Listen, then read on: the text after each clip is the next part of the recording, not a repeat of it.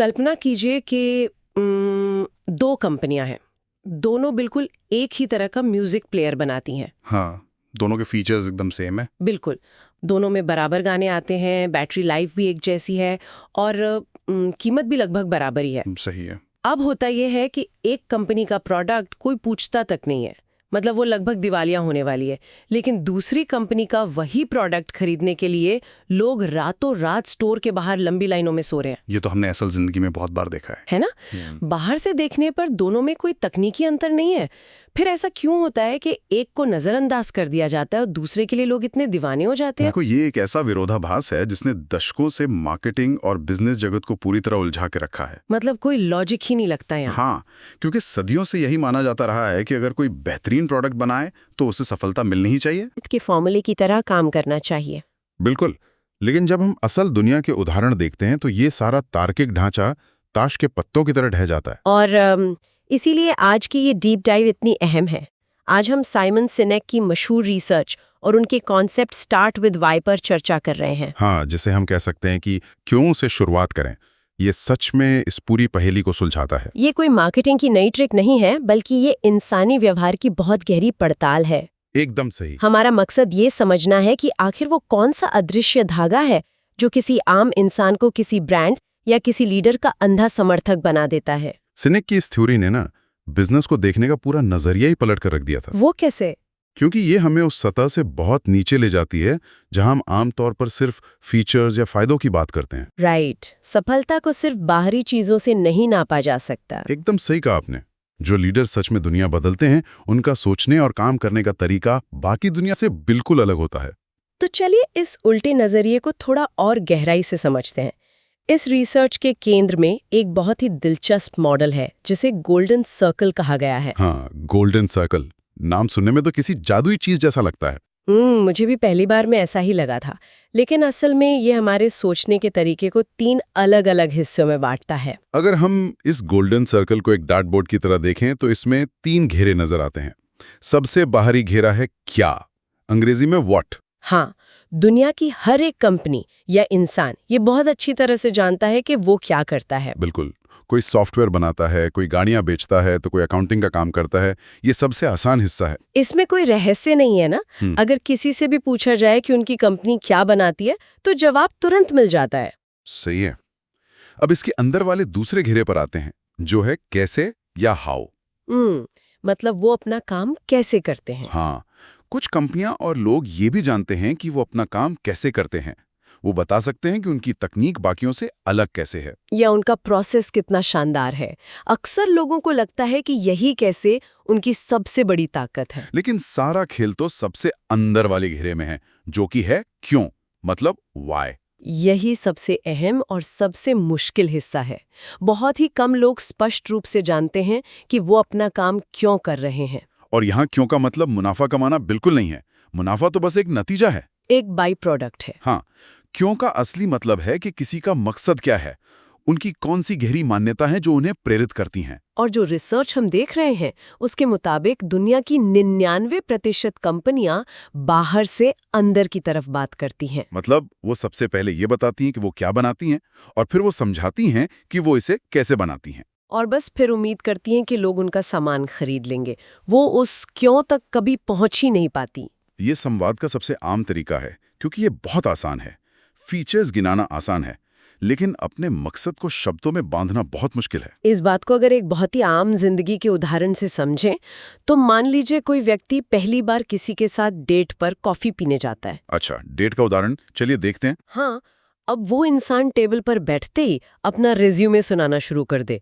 मैं एक बहुत बड़ी आईटी कंपनी में सीनियर मैनेजर हूँ और मेरी सैलरी इतनी है। मेरे पास एक महंगी गाड़ी है। बिल्कुल, और मैं बहुत अच्छी कोडिंग कर लेता हूँ। ये सब उसका क्या और कैसे है। ये सुनकर शायद लगे कि इंसान सफल है, लेकिन क्या कोई गहरा जुड़ाव महसूस होगा? शायद बहुत बोरिंग और नीरस लगे। बहुत सटीक उदाहरण है। इस तरह की बातचीत में कोई भावना नहीं है, ये सिर्फ सूचनाओं का आदान प्रदान है। जैसे कि उसे पुरानी इमारतों को बचाने का जुनून क्यों है। हाँ, या वो अपना वीकेंड बेसहारा बच्चों को पढ़ाने में क्यों बिताता है। जब वो अपने उस क्यों के बारे में बात करता है तो सामने वाला इंसान अनजाने में ही उसकी तरफ खींचने लगता है। क्योंकि जुड़ाव उस क्या से नहीं बल्कि उस क्यों से होता है।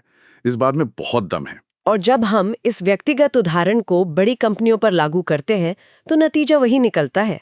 जो कंपनियां अपने मकसद को स्पष्ट रूप से सामने रखती हैं, वो एक चुंबक की तरह काम करती हैं।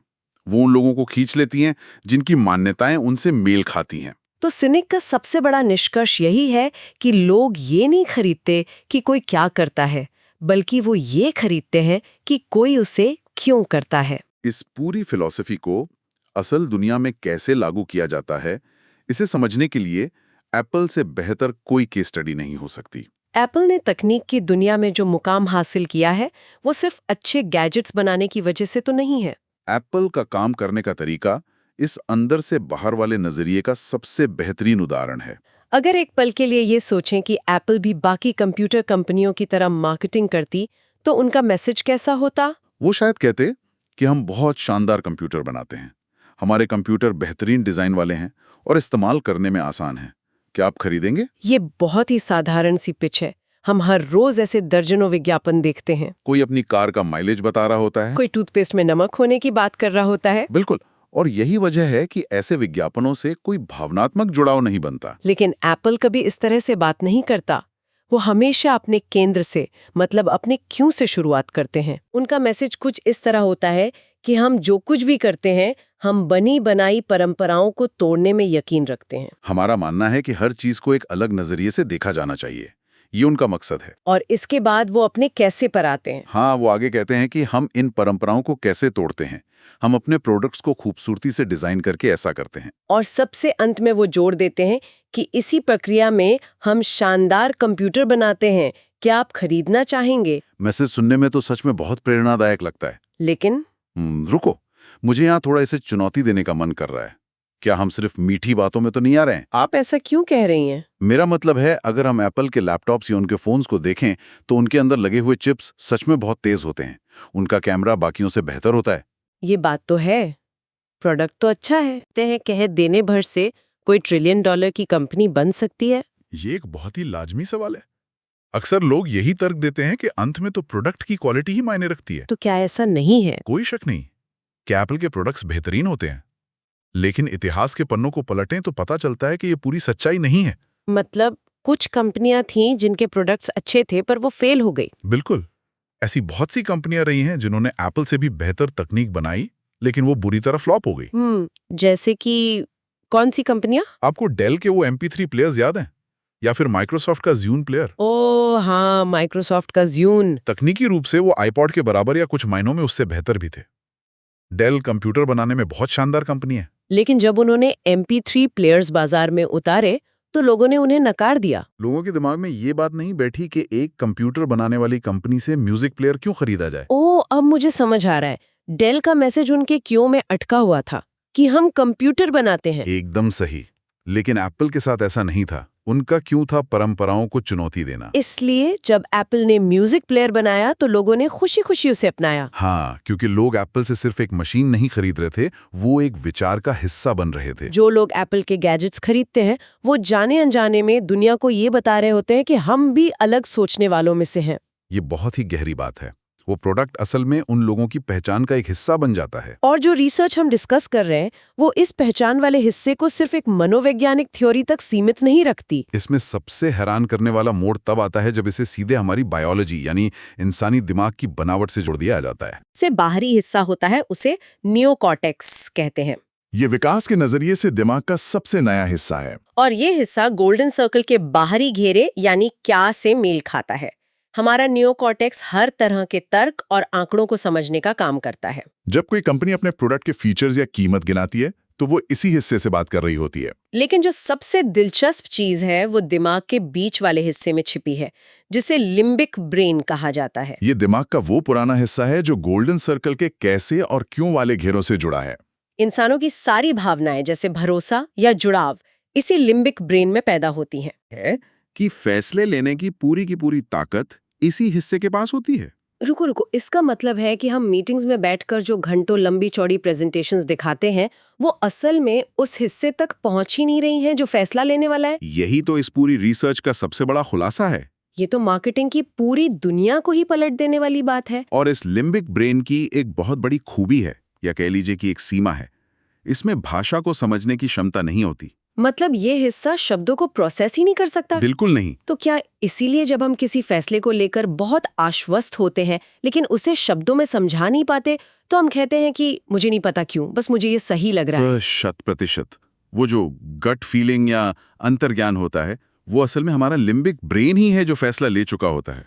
लेकिन उसके पास उसे बताने के लिए शब्द नहीं होते। हाँ, जब आप किसी से पूछते हैं कि वो अपने जीवन साथी से प्यार क्यों करते हैं तो लोग अक्सर कहते हैं कि वो मेरा बहुत ख्याल रखते हैं या उनका सेंस ऑफ ह्यूमर अच्छा है। लेकिन ये असली कारण नहीं होते। असली कारण लिम्बिक ब्रेन में गहरा भावनात्मक जुड़ाव है जिसे शब्दों में नहीं बांधा जा सकता। वो जो भी कारण गिना रहे हैं वो बस उनका नियोकॉर्टेक्स है जो उस भावना को तार्किक साबित करने की कोशिश कर रहा है। ये सच में दिमाग को झकझोर देने वाला तथ्य है। तो इसका सीधा सा अर्थ ये निकला कि जब कोई लीडर सिर्फ फीचर्स और आंकड़ों की बात करता है तो वो फैसले लेने के लिए प्रेरित नहीं कर सकता। प्रेरित करने के लिए उन्हें उस क्यों को छूना ही होगा। जब वो क्यों स्पष्ट होता है तो फैसले बहुत तेजी से हो जाते हैं। लेकिन अब यहाँ एक और बड़ा सवाल खड़ा होता है। बताइए क्या सवाल है? अगर विज्ञान भी चीख चीख कर यही कह रहा है कि असली जुड़ाव क्यों से ही बनता है तो फिर बाजार में हमें हर तरफ इसके उलट चीजें क्यों देखने को मिलती हैं? आप किन चीजों की बात कर रही हैं? मेरा मतलब है अगर किसी मॉल में जाएं तो हर जगह सिर्फ 50% ऑफ या by one get one free जैसे ऑफर ही क्यों दिखते हैं? इस सवाल का जवाब हमें वफादारी और हेरफेर के फर्क तक ले जाता है। वफादारी और हेरफेर? हाँ, जब किसी कंपनी को खुद ही अपना क्यों नहीं पता होता तो उनके पास सामान बेचने का सिर्फ एक ही रास्ता बचता है और वो है हेरफेर करना। जैसे कीमतों को गिराना या कैशबैक देना, या फिर डर पैदा करना कि अगर आपने ये फोन नहीं खरीदा तो आप जमाने से पीछे रह जाएंगे, जिसे हम फियर ऑफ मिसिंग आउट या फोमो भी कहते हैं।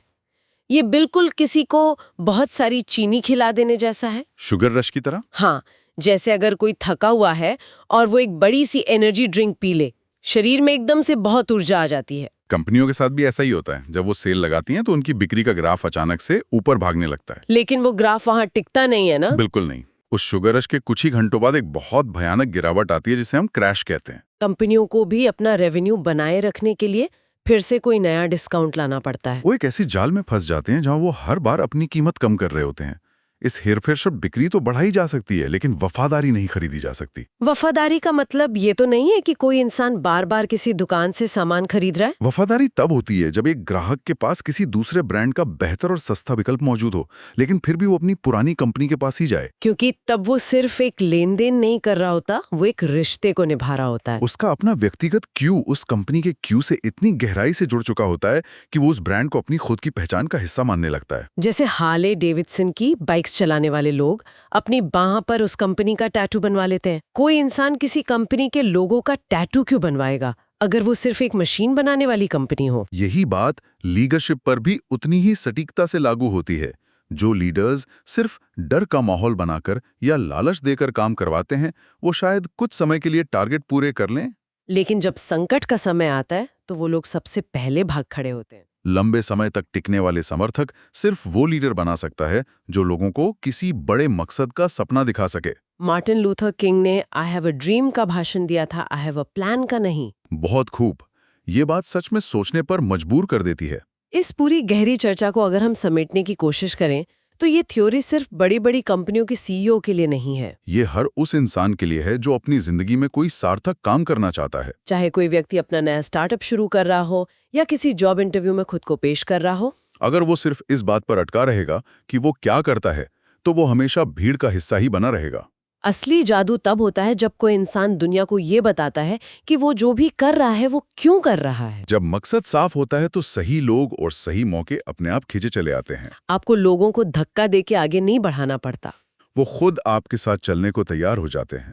इस चर्चा को समाप्त करने से पहले एक बहुत ही गहरे विचार पर ध्यान देना जरूरी है। बिल्कुल, बताइए।